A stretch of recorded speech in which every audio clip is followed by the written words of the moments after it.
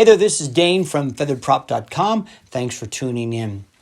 Today, I'd like to talk about what it means to be saved. And I'm going to suggest to you that what I'm about to describe is probably not what a lot of people think that salvation is. Of course, salvation is a central theme in Christianity, and therefore it's an important one, but it's also important to many of us as well.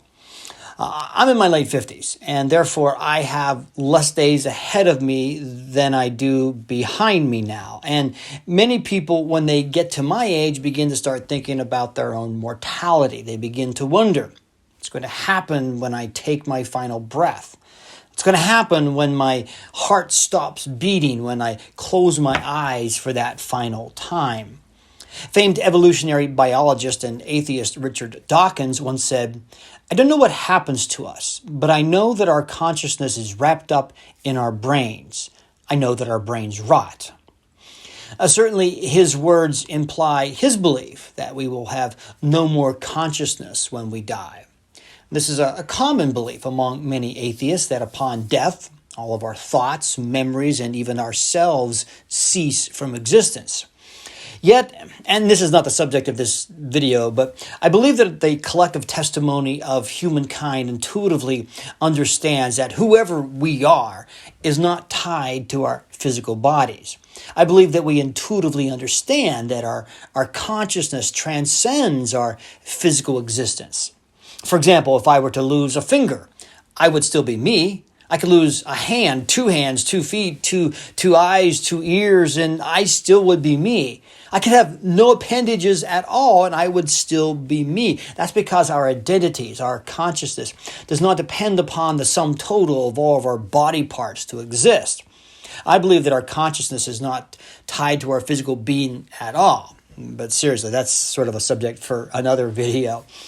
In any event, evangelists with a great deal of success will often capitalize on the fact that we all will die. Humanity has a 100% mortality rate. It is inescapable.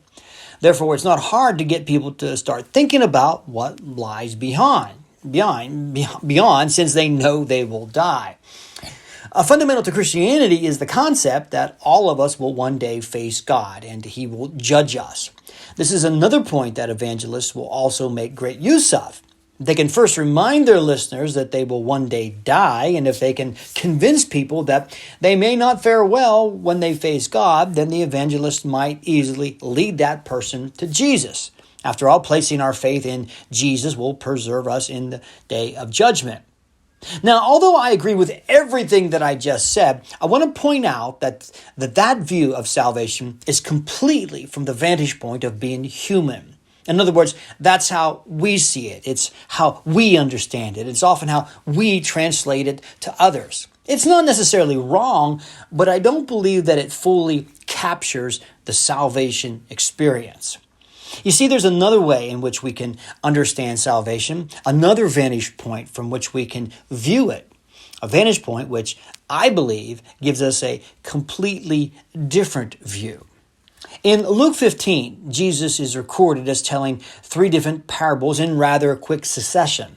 There's the parable of the lost sheep, the parable of the lost coin, and the very famous parable of the lost son. Now, what's interesting about these 3 parables is the occasion in which they were couched.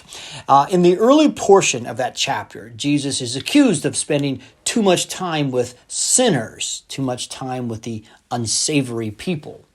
The 3 parables are then in response to this complaint. In the first parable, a man has 100 sheep, but he loses one. Jesus describes the man as not being content knowing he still has 99 who are safe, but rather leaves to find the lost one. And when he finds the lamb, he calls his friends and his neighbors to come celebrate with him. In the second parable, a woman has 10 silver coins, but loses one. She goes on a desperate search, sweeping the entire house until she recovers what had been lost to her. And when she does, she calls her friends and neighbors to celebrate. The final parable is the well-known parable that we call the prodigal son. A young man insists that his father share with him his inheritance while he's still young enough to enjoy it.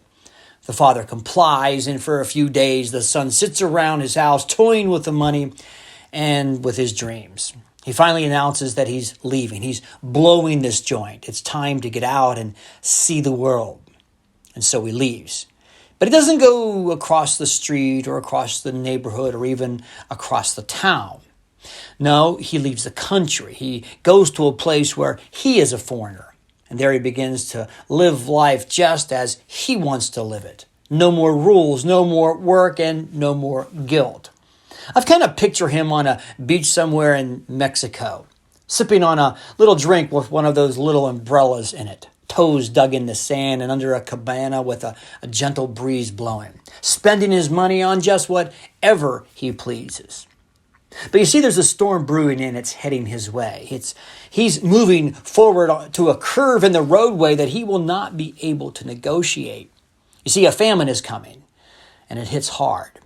They take away his drink, the little umbrella, not to mention the cabana, and his place on the beach. A young friend is soon out of money and friends. He becomes so desperate that he finds employment with a farmer, and his job is to feed the pigs. Now, at the mention of the swine, every Jewish lip in the earshot of Jesus, as he's telling the story, just begins to curl. Pigs are unclean. And now this presumably Jewish boy has become a waiter to them. He must tend to their needs, see that they have enough to eat, and make sure they're doing well. Meanwhile, he's starving, and he begins to eye the slop that he's feeding the pigs. He soon realizes the pigs have it better than he does.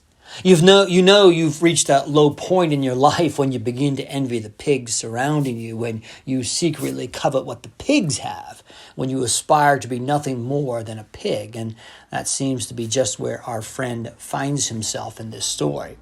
But it's at this low point, when he has reached rock bottom, as it were, he remembers his father's house. He remembers that even his father's servants have more than enough to eat. And so he makes the decision to get up and to go home. On his way, he rehearses what he's going to say to his father. He will say, "Father, I've sinned against you and against heaven. I'm not worthy to be called your son. Make me as one of your hired servants." Now, as he nears his father's home, his father spies him from a long way off, and he begins to run out the house to greet him. I've often thought of what the son thinks as he looks down the lane and sees his father bearing down on him, running full throttle in his direction. He's probably thinking, "Oh crap, this guy is going to kill me." The son gets only half of his rehearsed confession out to his father. He says, "Father, I've sinned against you and against heaven," and that's all he says, because at that point it just seems like they go tumbling sandals overhead in the sand. Instead of, however, feeling the blows of an angry father, he feels his kisses. Instead of curses, he feels embrace. And in a surprising twist, the son is welcomed back home. You know, that I think that in these three parables, we can know what God sees in salvation. They all have something in common. The shepherd has lost a sheep, the poor woman has lost a coin, and the father has lost a son. And in salvation, we have the reunion of what was lost to its rightful owner. You see, salvation is not just about you and I going to heaven when we die. It's not just about you and I escaping judgment. It's not just about us being able to live forever. Yes, it contains all those things, and they're all true. But the real focus of salvation, I believe, is God getting back what God has lost. Salvation is about God having lost something very precious to him. He has suffered a great loss, and he deserves to have it returned to him. You and I belong to God. We are his craftsmanship. We don't belong to ourselves. Whether it's a famous artist painting an awe-inspiring piece or just a child drawing something for the refrigerator, we intuitively know that the art belongs to the artist. It's his or hers to do with what they desire. You and I are the artwork of God. We belong to the artist, not ourselves, but he has lost us, and he deserves to get us back. I think in a previous video I shared that I often lead Bible studies at our county jail. My purpose there is to find that which has been lost to God and get them back to its rightful owner. My desire is to see the lost property of God being restored to God. My calling for the kingdom is to spend my resources and my very breath to make certain that God does not lose any that rightly belong to Him. And that, I believe, is what salvation is. That, I believe, is what salvation is to God. He finally gets back what rightfully belongs to Him.